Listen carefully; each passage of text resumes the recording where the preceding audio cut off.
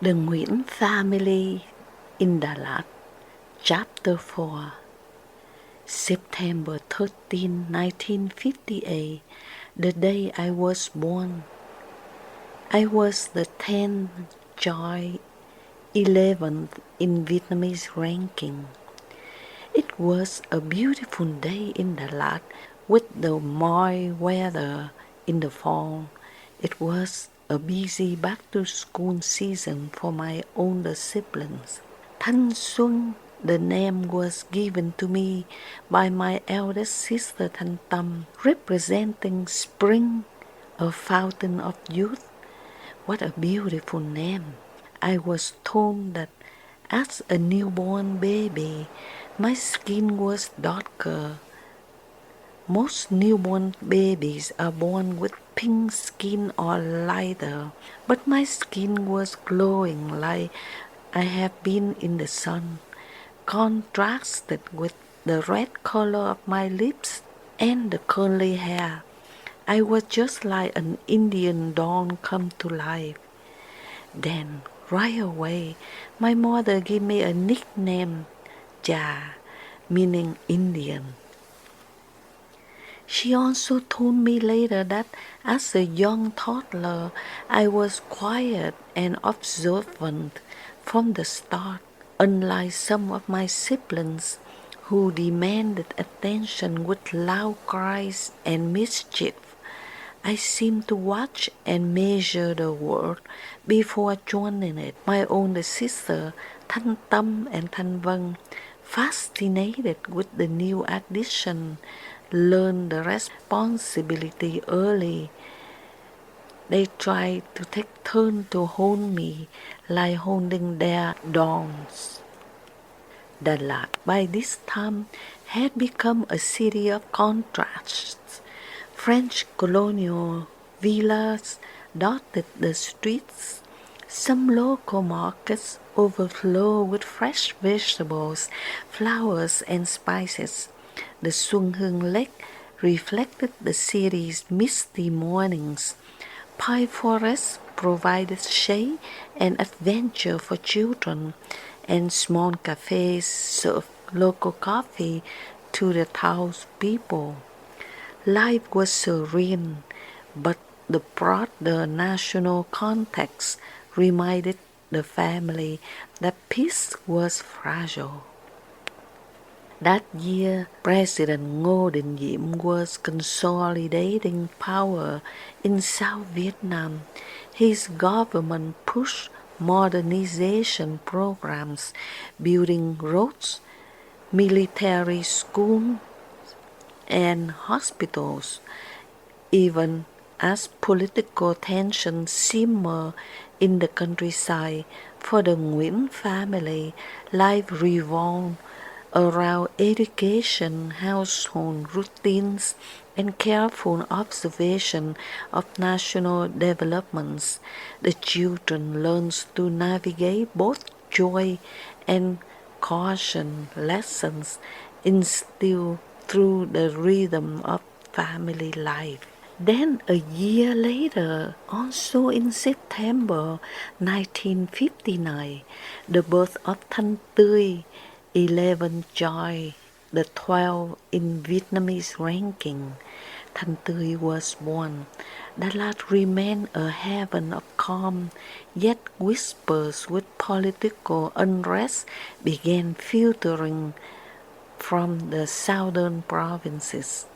The Viet Cong had started organizing guerrilla units, primarily in rural areas, and while Dalat was insulated geographically, the city could not escape the national currents of instability. As the family grew, all the children acted as caregivers and guides, while my mother managed the household with tireless patience.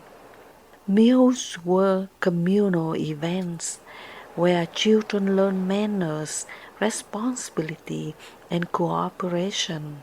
My father, always vigilant, monitored the shifting political landscape, quietly ensuring the family's property and routines were secure. Dalat itself was changing. French colonial architecture still dominated parts of the city, but Vietnamese influence was growing, particularly in schools. We attended classes that taught both French and Vietnamese literature, arithmetic, and civics. The city's markets brimmed with fresh produce, flowers, and imported goods, and the scent of pie and blooming bougainvillea filled the streets. 1959 was the year of adjustment. Thanh Xuan now is lively 1-year-old toddler, learning to navigate the energy of her older siblings, while Thanh Tươi, the newborn, brought a sense of responsibility and joy to the household. Family life in Dalat was a balance of daily routine, exploration, and subtle influence of the nation slowly being shaped by political and social currents. 1961, the birth of Thanh Nga, the 12th child, 13 in Vietnamese ranking. By 1961, Thanh Nga was born. Dalat remained picturesque and calm, yet the political climate in the South Vietnam grew increasingly tense. President Diem faced mounting opposition and criticism for his authoritarian rule, favoring Catholics over Buddhists and suppressing dissent. Life at home continued amidst these whispers of unrest.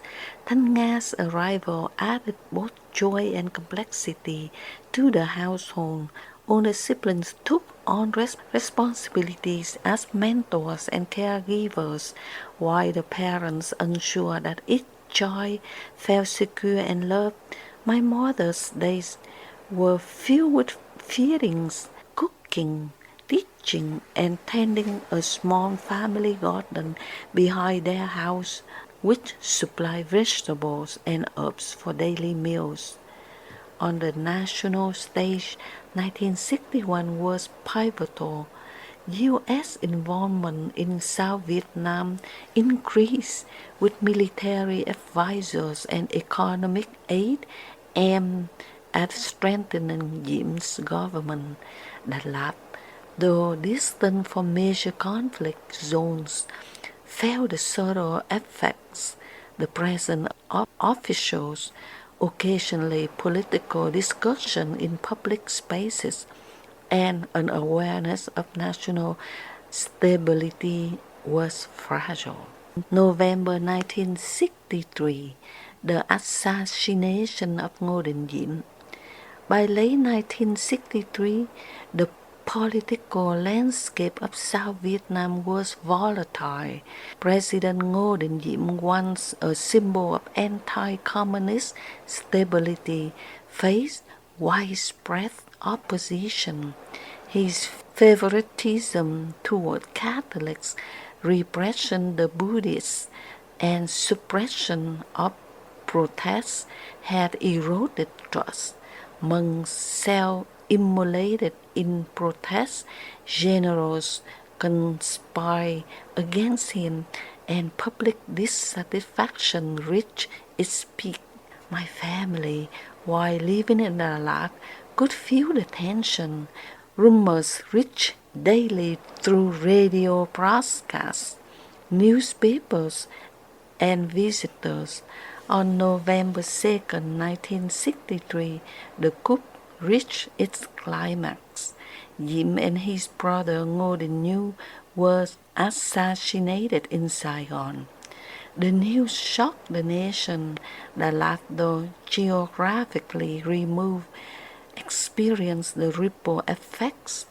Markets paused, schools whispered with uncertainty, and the city's calm seemed overshadowed the weight of events in the capital.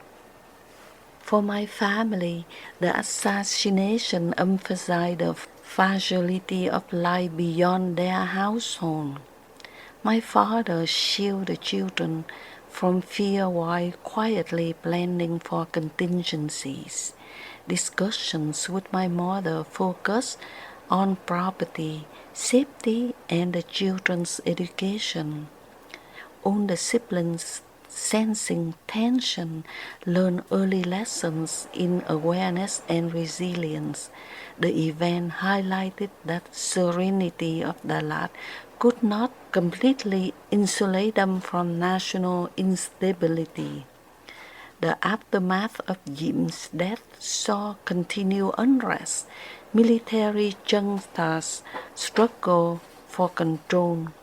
Viet Cong activity increased in rural areas, and U.S. advisors became more prominent.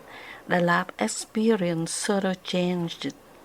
Officials adjusted to new leadership.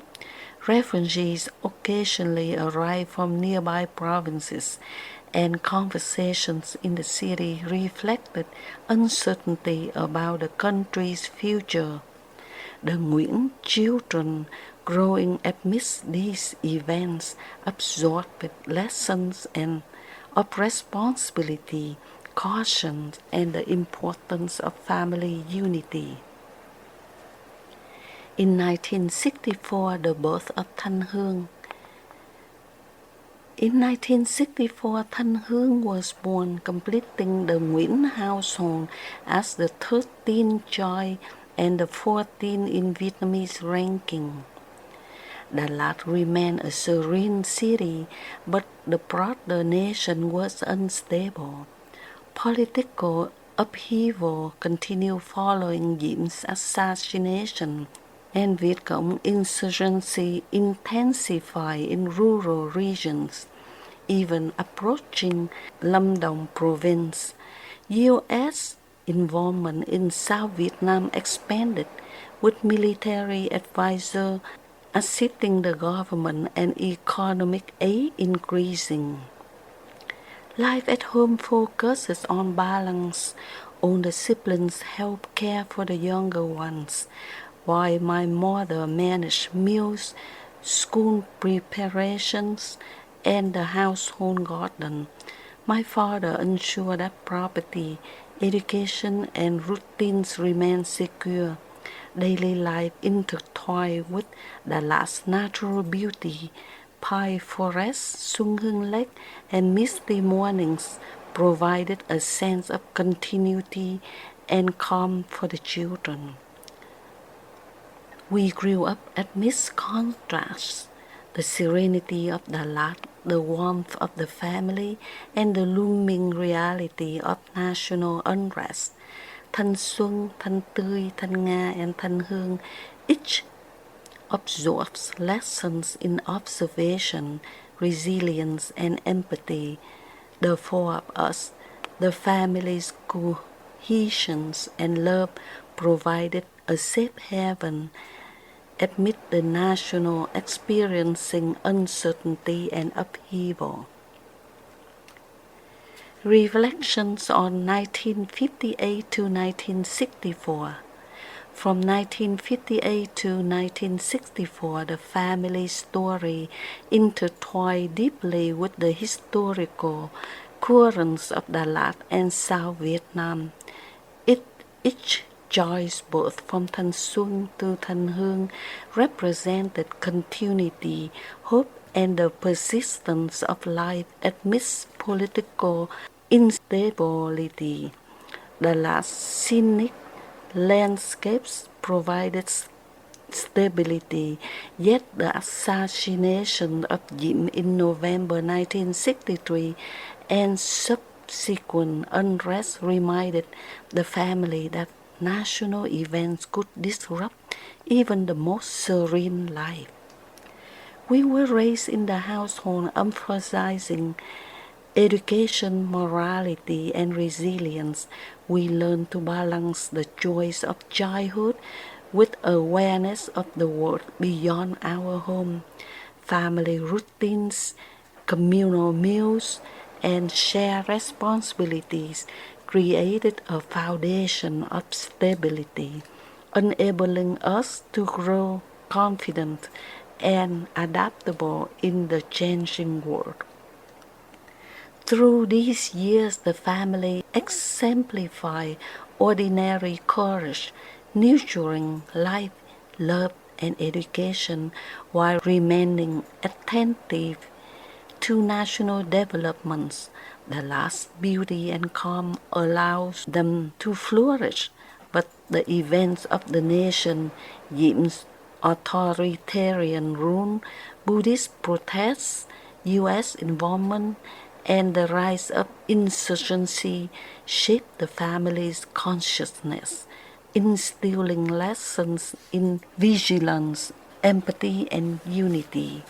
By 1964, with the household complete at 13 children, the Nguyen family stood as a testament to resilience, love, and hope in the country facing deep political and social change. The story reflects the intertwining of personal and national history, a vivid portrait of life in Dalat during a critical period in Vietnam's journey. This is the end of chapter 4, to be continued.